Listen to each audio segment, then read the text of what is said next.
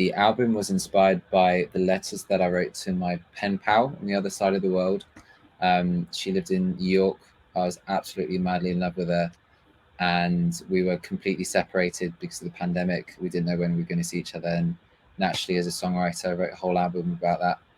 And but which is ironic actually, because I I used to cringe at any song that had the word love in it. I thought it was just disgusting. But I was very young. I didn't understand love at the time, and I actually swore to myself I'll never write a song with the word love in it. So I did write some love songs, but I didn't have the word love in it.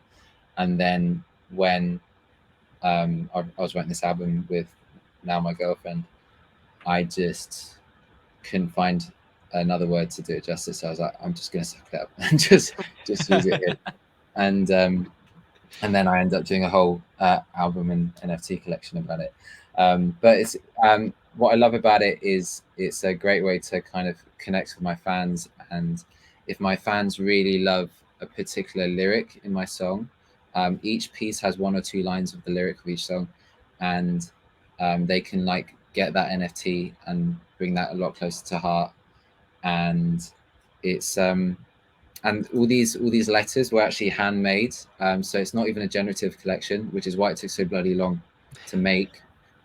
Because me and I got help with my mum for this as well, because it's such Let's a go. workload.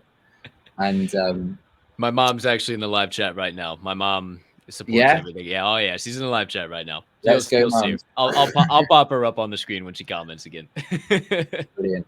And of course, as well as that, what's fantastic about the blockchain is that I can trace my fans, and I wanted to add some extra rewards for some of these pieces as well. So, for example, if you get the one of one illustration, there's 8 in total, one for each song. And if you happen to be lucky enough to grab the one of one and collect one of each song as well, then I will write you a custom song for you every year. And there's other utilities such as getting VIP free tickets to my shows, and others such as if you complete a song by getting all the lines, all the lyric lines of that song, then I'll send you a signed physical print. And there's Let's tons there as go. well. And there's more info on the whitelist, which actually closes on Monday. So just a few more days before we close the whitelist. Let's go. I am very excited to see that unfold and everything. I like the three parts: the studio version, the acoustic, and then what the piano version. Right, those are the three. Oh, I see. I asked you right in the middle of a drink. I say, what am I doing? Come on, host. Here we go. Come on, kid. What are you doing? No, I'm really excited just to because that I haven't seen that in the space before, and that's very interesting. It's cool to see. Like I said, you, Sammy V, Joe Ryan, just really making waves all in your own way and kind of doing it all just a little differently, and it's just really cool to see you guys leveling up all in that way. Yeah. And kind of go ahead. If you did you have anything? Yeah. And talking about Violetta, it's actually going to be with the same team as Violetta Zeroni. I'm working with Nifty Music, Awesome. who helped her with her drops and her big moonshot music NFT that sold out. So I know I'm in good hands, and also collectors know that they're in good hands as well. So super thrilled for that. The pre-mint's gonna be on the 29th of August. So what's that, in 11 days? And the public mint is on the 1st September. And if you jump at the whitelist for the pre-mint, you get a 35% discount, so you can get it at 0.05 Ethereum. Or if you wait till the public mint, if there's still any left, they'll be at 0.08 Ethereum. So yeah. Awesome. Well, I appreciate you. I never like to make anybody shill, but hey, I mean, hey, rock and roll, do your thing, man. Like I said, I like to keep it more high level and just talk about life and and everything in between. But I really appreciate you sharing all of that and getting us up to date with the love letters. Reminder, everybody, Monday, the whitelist closes. Make sure you get on it. I got Josh's Twitter handle in here as well, at Josh DJ Savage. See it right down there. Give him a follow. Check out everything. He's got his Discord, the Nifty. Shout out Nifty Sacks. Oh yeah. Everybody at Nifty. I love all of those guys. And the whitelist link is in the bio on my Twitter profile as well. Awesome. Awesome, awesome. Yeah, so you guys can find it all there.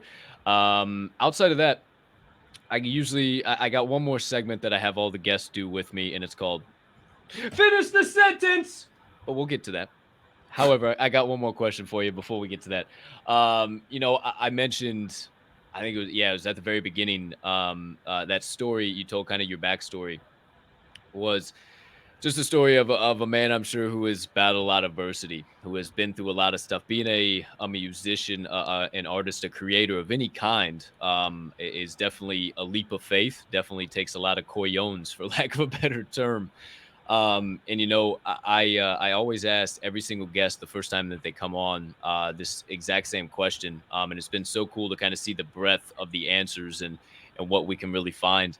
But I'm gonna ask you the same one, and it's this: to that person that is trying to build a business or get into music or start a YouTube channel or maybe just pursue a dream or passion and do something that neither you or I can even resonate with at all, but it means something, it burns inside of them.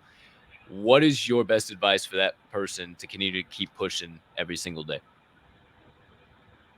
My best advice is keep failing. Mm, Just get out there, just understand failures are going to come, and perfectionism is just going to cage you, and just roll with it.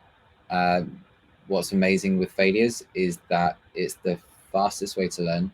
And if you just suck up your ego and just roll with it, then you're going to go a very long way. I love that. I love that, man. Quick and straight to the point.